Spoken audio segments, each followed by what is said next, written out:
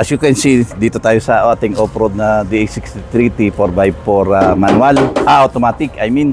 Yan, off-road ito. So, dumaan na ito sa iba't ibang road test. In-adjust na namin yung mga kailangan adjust. Pasensya na kayo, hindi na kami masyado makapag-video. So, ngayon, pupunta kami sa Campo 5. Dito sa isa sa mga terrain dito, medyo mataas. Masusubukan ng 4x4 niya at saka yung off-road niya. Tara, sige, sali kita. So ayan, wala tayong napapansin ng mga kalampag sa under chassis niya. Maganda yung under chassis niya. Ayan, setting natin na maigi yung kanyang lift up. Ayan. So mamaya makikita natin talaga yan doon sa rough road. Maigi.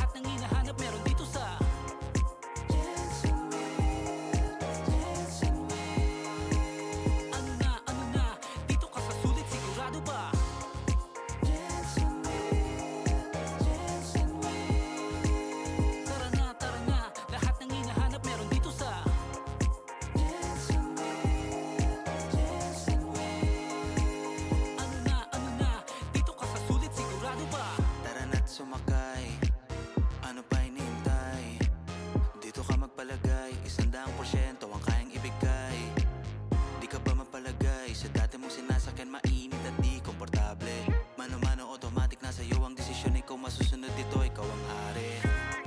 Quality at sulit, sigurado ka sa unit. Hindi ka magsisisi sa Jensen Wheels.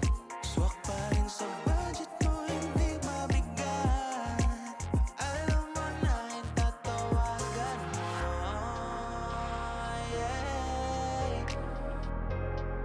Yeah, tatawagan mo. Alam mo na yung tatawagan mo. Jensen Wheels, Jensen Wheels. Tara na, lahat ng hinahanap meron dito sa Jensen Wheels, Jensen Wheels.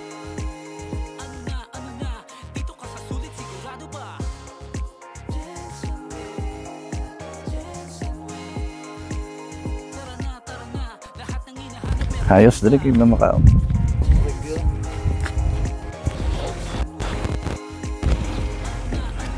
Ayan. So, hello mga kawilis, wala na tayong aakyatan kasi nasa tuktok na tayo. So, nakikita niyo yung ano, yung Jensen, yung palibot dito na sa mataas na. So, i-view mo, nasa tuktok na talaga tayo. Ayan. So, ayan. Diyan natin makikita na powerful ang ating DA63T 4x4 automatic pen, partida pa ha, pero off-road setup. Hindi kasali yung mga upuan dyan, wag niyong pansinin yan, upuan lang ng mga body ko yan. So again, congratulations ha, yung mga nadidinig natin, iikpan natin yan mamaya ha. Pagbalik natin sa shop, ayusin natin yung mga kumakalampag sa ilalim ng dashboard. Sige.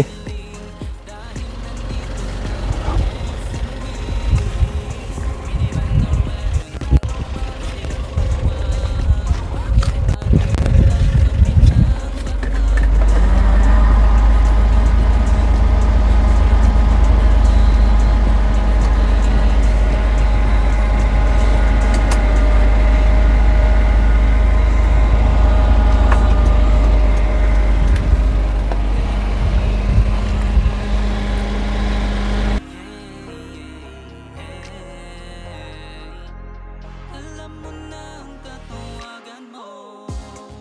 Jensen Wheels, Jensen Wheels. Tara na, lahat ng hinahanap meron dito sa Jensen Wheels, Jensen Wheels.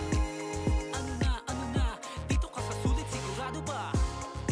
Jensen Wheels, Jensen Wheels. Tara na, lahat ng hinahanap meron dito sa Jensen Wheels, Jensen Wheels. Ano na, dito ka sa sulit, sigurado ba? Tara na't sumakay.